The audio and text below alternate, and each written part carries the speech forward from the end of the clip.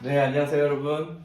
지난 시간에 우리가 디지털 시그널 프로세싱, 디스크릿 시그널에 우리가 컨볼루션 썸, 그리고 뭐 업샘플링, 다운샘플링 이런 것들을 좀 봤었죠? 오늘은 계속해서 우리가 필링랭스 시그널에 대해서 그 디스크릿 시그널 중에서도 길이가 유한한 그런 경우에 대해서 우리가 몇 가지 오퍼레이션들을 살펴보도록 하겠습니다. 그래서 2.3절을 볼 거고요. 2.3절. operations on finite length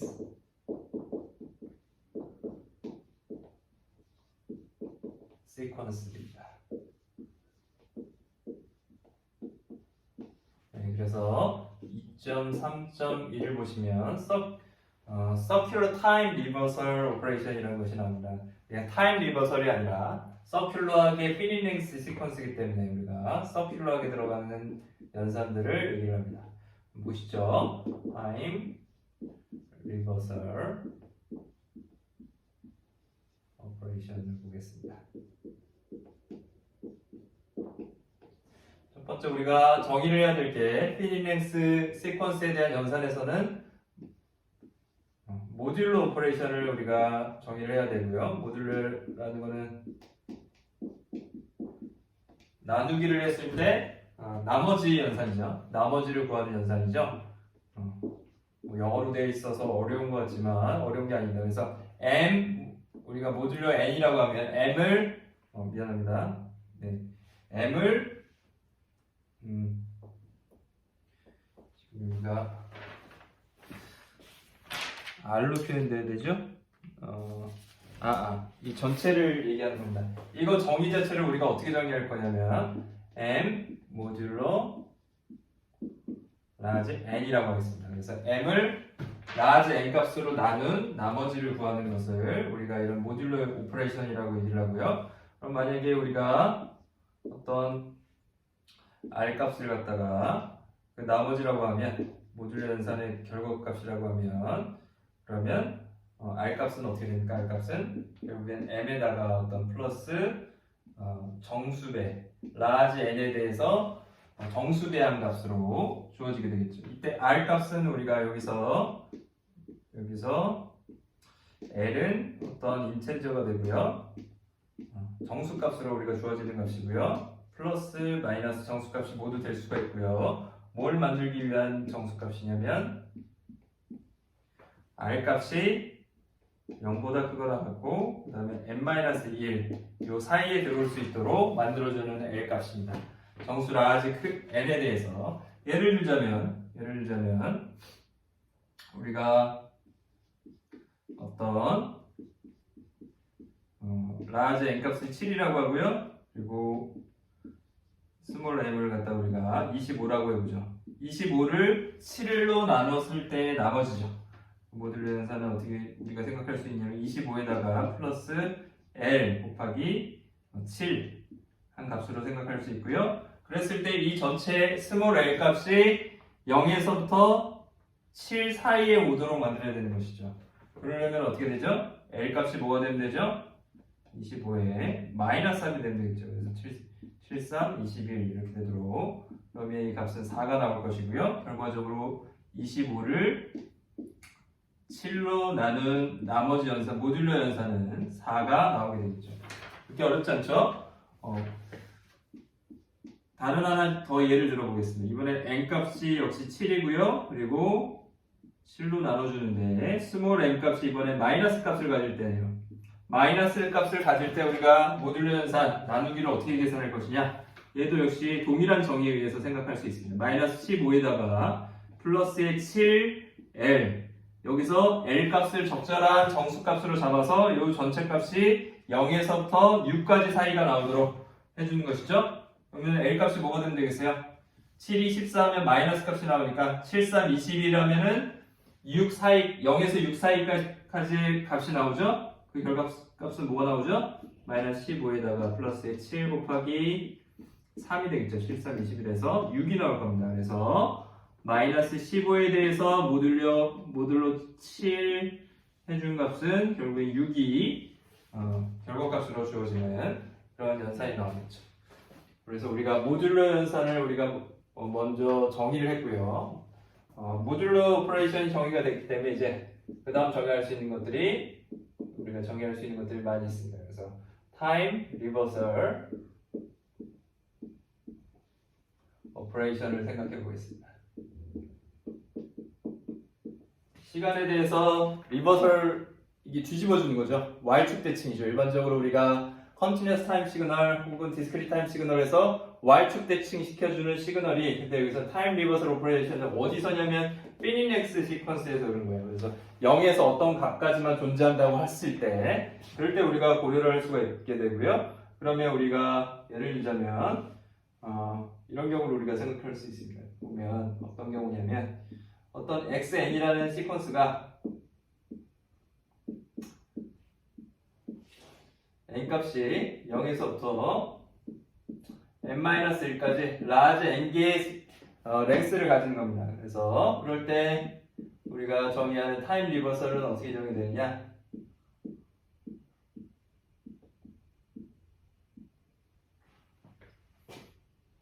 타임 리버스 시그널이라고 하죠.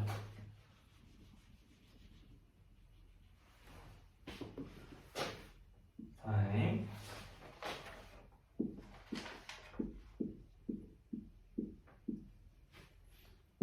버전 y는 얘는 랭스가 정해져 있죠.yn의 랭스도 우리가 0에서부터 n-1까지 가져야 된다고 그렇게 주어지는 피닛 랭스 시퀀스입니다. 그러면 얘를 우리가 모듈러 오퍼레이션으로 이렇게 표현할 수 있다는 겁니다. 마이너스 n의 모듈러 라지 n을 가지고 이렇게 표현할 수 있다는 거예요. 그래서 예를 들자면 무슨 얘기인가 하면 예를 보면 참 좋죠. 그래서 2.7 예제를 보시면 xn이라는 시퀀스가 총 5개의 길이를 가진 시퀀스입니다. 그래서 x0, x1 뭐 이렇게 있다고 해보죠. x2, x3, x4까지 5개의 총 길이를 가지는 5의 길이를 가지는 그런 시퀀스가 있다고 했을 때yn은 어떻게 보여지느냐? 타임 리버스드 버전yn은 이 시퀀스는 어떻게 보여지는 것이냐? 정의가 뭐였죠? x에 마이너스 n에 모듈러 연산을 해준 것이 얘가 타임 리버스드 버전이라고 얘기했습니다. 그래서 y0는 먼저 뭐가 되는 거죠? y0는 n값에 0 집어넣는다. 0을 우리가 라지 n값이 지금 얼마죠? 여기서 라지 n 얼마죠? 라지 n은 총 길이가 5죠? 그렇죠? 총 길이가 5일 때 5로 우리가 모듈러 연산을 해줘야겠죠. 결과적으로 얘는 x에 0을 5로 나눠준 나머지 0이겠죠. 그리고 y1은 어떻게 됩니까? y1은 x에 1을 5로 나눠준 나머지 마이너스 1이죠. 마이너스가 붙죠. 마이너스 1을 5로 나눠준 나머지니까 x에 4가 되겠죠. 마찬가지로 쭉 진행이 되면 우리가 x에 마이너스 1을 5로 나눠준 나머지 역시 3이 되겠죠.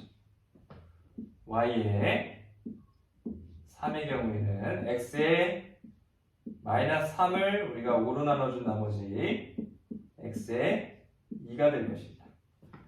그리고 y의 마지막으로 4의 경우에는 n값이 마이너스의 4가 되겠죠. 5로 나눠준 모듈러 연산의 나머지는 x1이 되겠죠. 그래서 우리가 순차적으로yn의 값을 구할 수 있고요. 이게 타임 리버스드 오퍼레이션이에요. 얘를 그림으로 그린 것이 지금 2.15에 있고요. 그림 2.15를 보시면 n값이 총 4개만 하겠습니다. 5개도 되죠. 1, 2, 3, 4, 5 이렇게 6개의 뭐 시퀀스가 있다라고 했을 때 예를 들자면 어떤 xn이 이렇게 주어진다. 이런 식으로 주어진다. 이렇게 점차 증가하는 값을 가지는 xn이 있다고 했을 때 우리가 그놈의 타임 리버스드 버전을 어떻게 보여주냐? 1, 0, 1, 2, 3, 4, 5 이렇게 주어졌을 때 가장 큰 값 어떻게 된다는 얘기예요? 타임 리버스드 버전은 전체가 플립되고요. 전체가 플립된 다음에 어떻게 돼요? 0을 제외한 나머지가 다 시프트 돼서 1의 자리로 다시 들어온다는 얘기입니다. 얘가 0을 기준으로 해서 플립되니까 어떻게 되죠? 리버스 되니까 이렇게 돼서 이렇게 될 거예요. 이 제일 큰 쪽이 왼쪽이죠. 근데 0에서부터 5까지만 정의되는 피닛 랭스 시퀀스이기 때문에 그 놈을 전체를 어떻게 해줍니까? 우리가 타임 시프트에서 정의를 하게 된다는 얘기입니다. 타임 시프트 하니까 이런 시퀀스가 만들어지겠죠. 얘가 x에 마이너스에 n에 전체 6에 대해서 6개 시퀀스가 있으니까 타임 리버스드 버전이 됩니다. 타임 리버설 오퍼레이션을 한 결과값이 나오게 되겠죠. 여기까지 됐습니까? 이해되시죠? 자, 그러면 2.3.2에 우리가 계속해서 지금 우리가 보고 있는 건 피닛 랭스의 어떤 길이가 정해져 있는 거죠. 길이가 정해져 0에서부터 5까지만 정의가 되어 있다 라고 했을 때 그게 타임 리버설입니다. 그거에 대해서 우리가 정의하고 있는데요. 그 부분에 대해서 우리가 첫 번째 지금 타임 리버설 받고 그 다음 볼 것은 우리가 타임 시프트입니다. 타임 시프트를 하면 뭐죠? 그것도 역시 마찬가지로 우리가 서큘러 시프트를 우리가 생각을 해야 됩니다. 왜냐하면 길이가 정해져 있기 때문에 순환적으로 시프트할 수밖에 없겠죠. 그 길이의 정의를 만족시키기 위해서 우리가 이렇게 정의를 해줍니다. 서큘러 시프트는 서큘러 시프트된 XCN이라는 어떤 시퀀스는 X를 어떻게 준 거예요? X를 N0만큼 시프트 해준 겁니다. 근데 중요한 건 그거를 어떻게 줘요? 모듈러 연산을 해줍니다. 전체 길이 N에 대해서 모듈러 연산을 해줘요. 여기서 라지 N은 뭐예요? 라지 N은 길이죠. XN과 XCN 서큘러 시프트한 버전 둘 다 어떻게 된다는 얘기예요? 랭스 라지 n을 가진다. 그죠? 랭스 n을 가진다. 그렇게 돼. 그러면 우리가 서큘러 시프트를 이렇게 정의할 수가 있게 됩니다. 자, 여기서 우리가 n0 값이 만약에 0보다 크면 어떻게 됩니까? n0 값이 0보다 크다는 얘기는 오른쪽으로 시프트 되는 거죠. 전체 오른쪽으로 시프트가 됩니다. 예를 들자면 이 시퀀스가 오른쪽으로 시프트 돼요. 그러면 전체 제일 5에 있던 자리는 0으로 다시 돌아가겠죠. 서큘러하게 돌아가기 때문에 모듈러 n을 해주기 때문에 이런 효과가 생기겠죠. 그래서 우리가 n0 값이 0보다 크면 오른쪽으로 우리가 순환해서 시프트가 됩니다.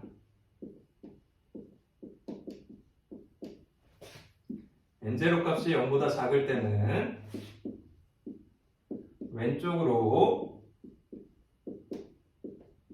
시프트가 되고요. 그래서 예를 들어서 우리가 n0 값이 0보다 클 때를 생각해보죠. 0보다 클 때를 생각해보면 실제 우리가 xc의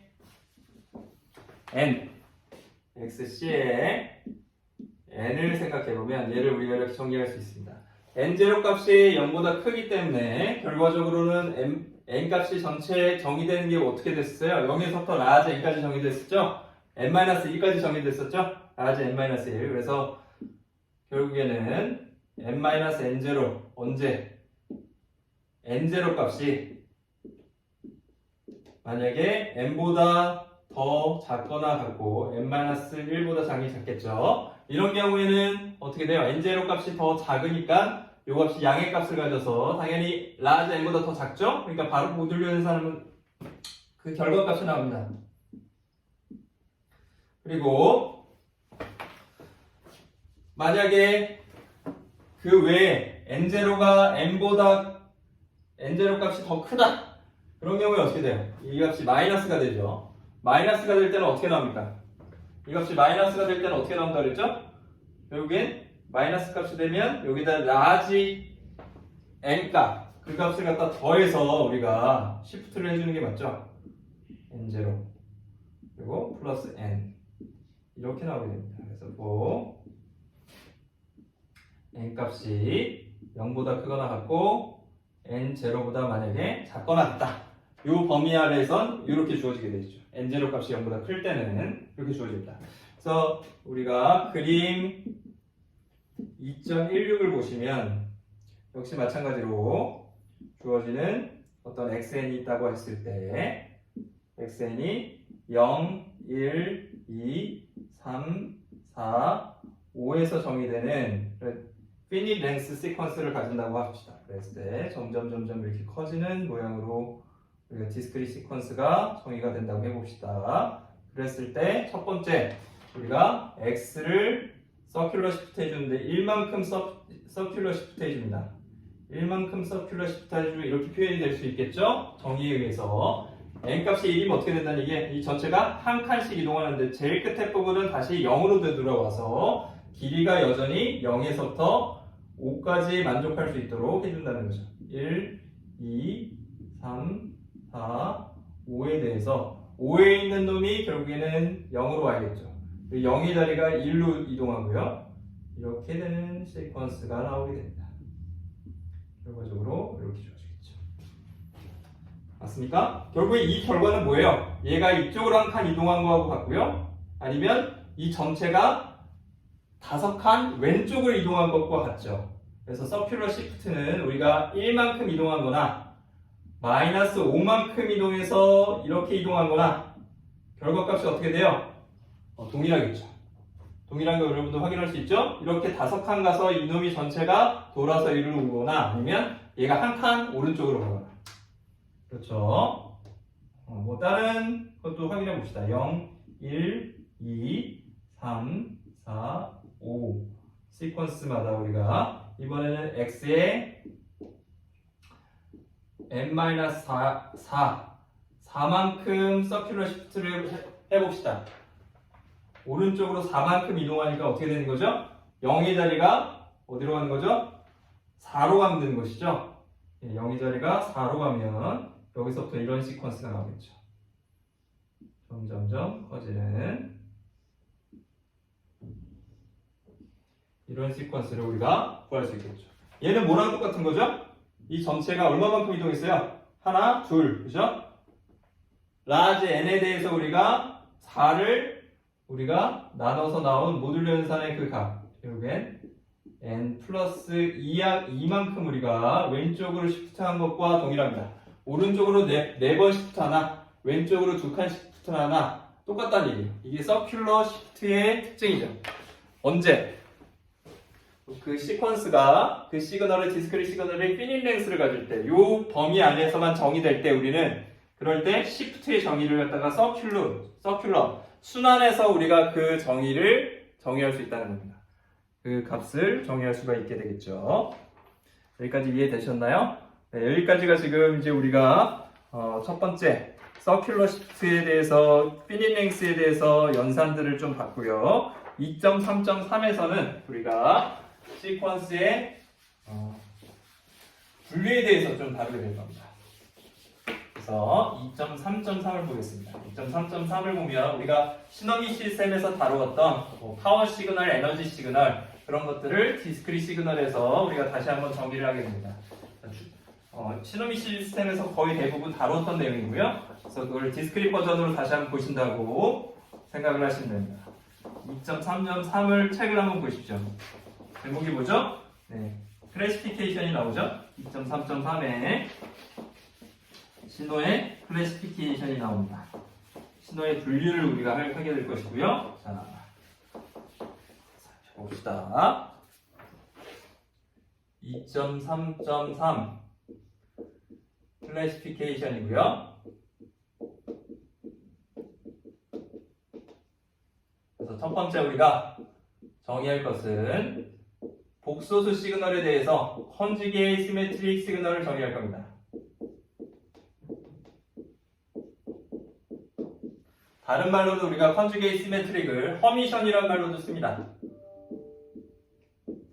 허미션이란 말로도 컨주게이트 시메트릭 특성을 우리가 얘기하고요. 이 시그널의 정의는 어떻게 주어지는 것이죠? 어떤 xn이라는 컴플렉스 밸류드 시그널이라고 하면 그 xn은 컨주게이트 시메트릭하다 하면 어떻게 되는 거예요? 마이너스 값을 붙여서 타임 인덱스에 마이너스 값을 붙이고 그리고 컨주게이트를 붙입니다. 컨주게이트는 켤레복소수죠. 여기서 우리가 정의하는 건 뭐예요? 여기서 xn은 항상 뭘로 지금 생각을 하고 있는 거죠? xn은 우리가 컴플렉스 밸류드라고 생각하는 거죠. 컴플렉스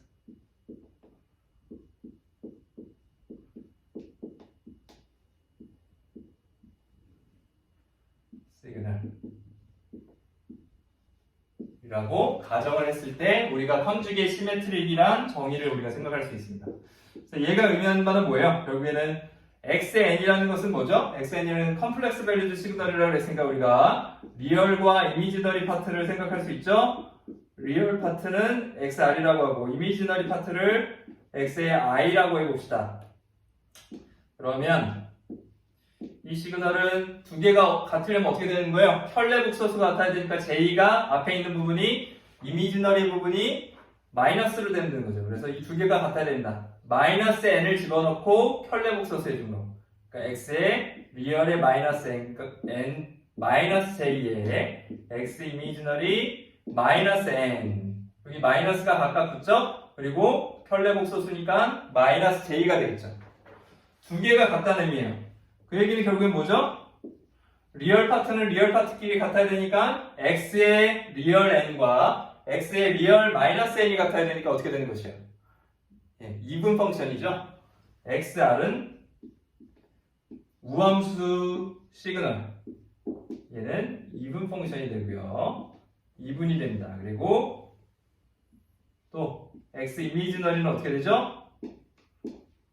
x 이미지너리에다가 마이너스 값을 붙이면 밖에 마이너스 값이 튀어나오죠? 그런 경우에 우리는 그 시그널을 아드 펑션 시그널이라고 얘기를 합니다. 그래서 이 시그널은 기함수, 아드 펑션이라는 건 기함수죠? 기함수 시그널로 우리가 얻을 수가 있게 됩니다.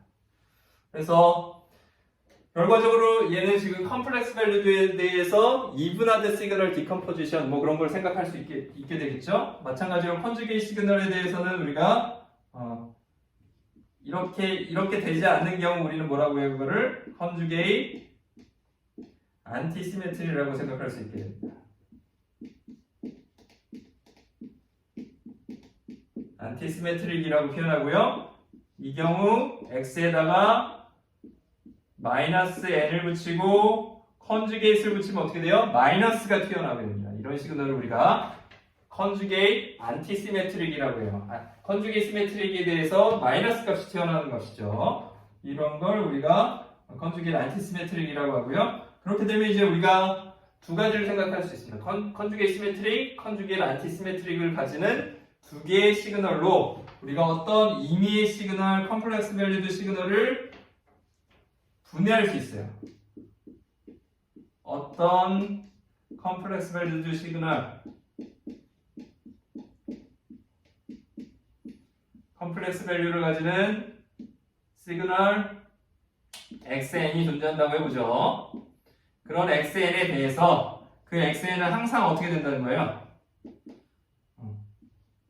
컨주게이트 시메트릭 시그널, 그 안에는 컨주게이트 시메트릭 시그널과 컨주게이트 안티시메트릭 시그널 두 개가 CA라고 하죠. 두 개가 들어있다는 얘기예요. 두 개로 분해할 수 있다는 얘기입니다. 여기서 컨주게이트 시메트릭 시그널은 그 정의에 의해서 XCS는 어떻게 정의되냐면 우리가 XN으로 정의를 할 수가 있습니다. XN에다가 우리가 플러스 XN의 마이너스 N에 컨주게이트 된 시그널을 두 개를 더해서 2분의 1 해주고요.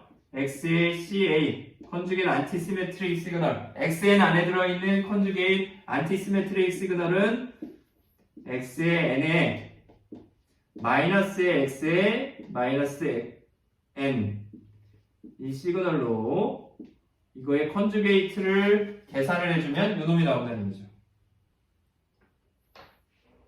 비교를 하자면 우리가 시노미 시스템에서 이걸 배운 적이 있습니다. 어떤 리얼 시그널 XN에 대해서 리얼 밸리드 시그널 XN에 대해서 어떻게 디컴포지션이 됐어요? X 2분 X even n x의 add n 얘로 우리가 디컴포지션이 됐었죠? 시너미 시스템 책을 한번 다시 찾아보시고요. 요거하고 비교해서 우리가 얘를 이렇게 결정할 수가 있겠죠. 그래서 이런 xn 값을 우리가 컨주게이트 시메트리, 안티 시메트리 두 개의 시그널로 분리를 할 수가 있게 됩니다. 그렇다는 것을 우리가 확인을 했고요. 자, 다음은 이제 우리가 피리오딕 시그널과 안티 피리오딕 시그널인데요. 그 부분을 좀 보겠습니다. 보죠.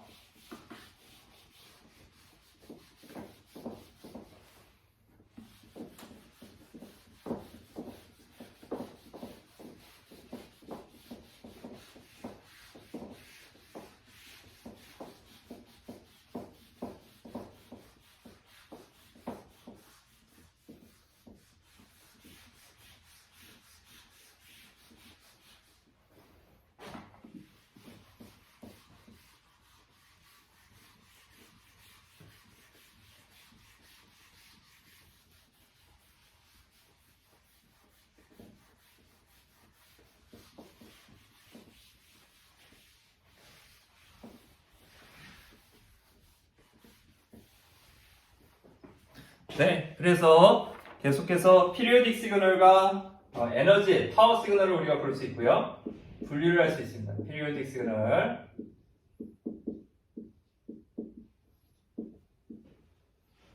그리고 그거의 반대말은 어피리오딕 시그널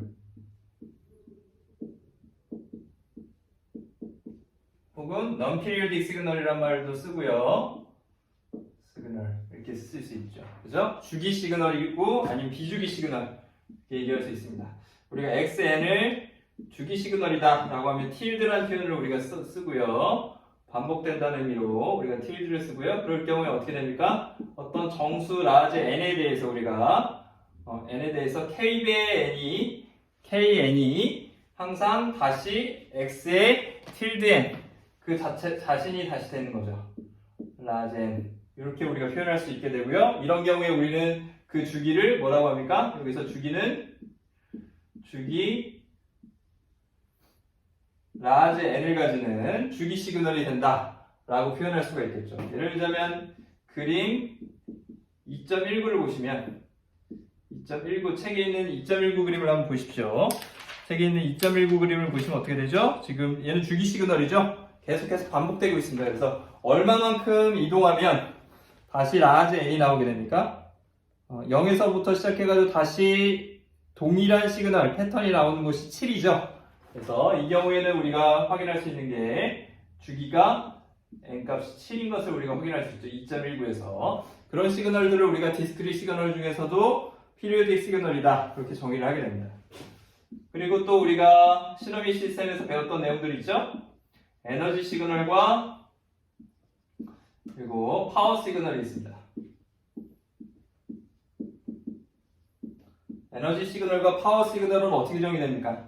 에너지 시그널은 우리가 에너지는 어떻게 정의되죠? 에너지는 instantaneous power, 즉 어떤 신호의 절대값의 제곱을 각각의 인덱스 n에 대해서 주어지는 그걸 우리가 instantaneous power라고 하고요. 에너지는 그걸 어떻게 준 거예요?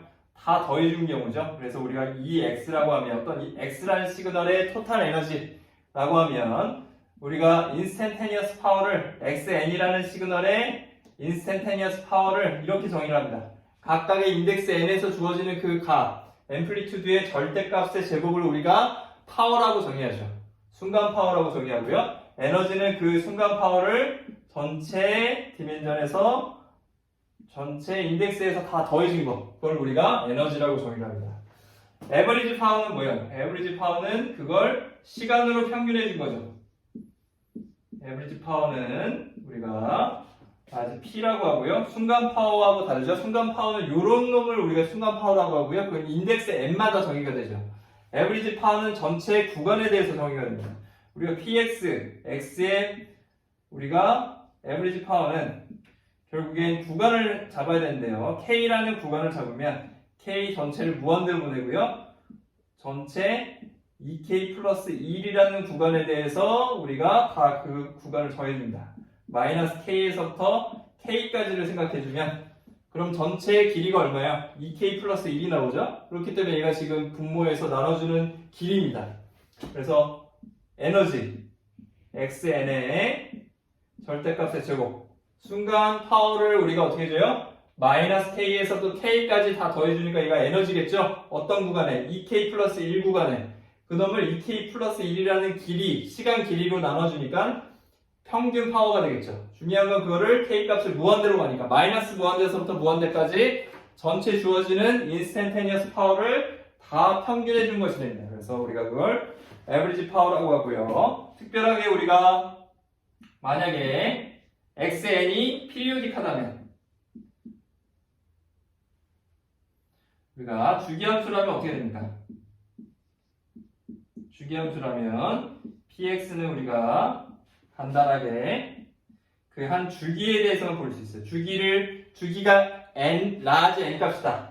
이놈이 주기다 라고 하면 우리가 한 주기에 대해서만 전체를 다 더해서 볼 수 있겠죠. 0에서부터 n-1까지가 하나의 주기죠. 뭐 1에서부터 n까지 해도 상관없습니다. 그죠? xn의 절대값의 제곱으로 순간 파워의 한 주기를 모두 더해서 그 한 주기의 에너지를 만든 다음에 그 한 주기의 길이로 나눠준 거죠. 그것이 우리가 주기 시그널의 파워가 될 것입니다. 그 평균 파워가 될 것이고요. 여기까지가 우리가 2.3장을 봤고요. 네, 계속해서 2.4장을 보도록 하겠습니다. 감사합니다.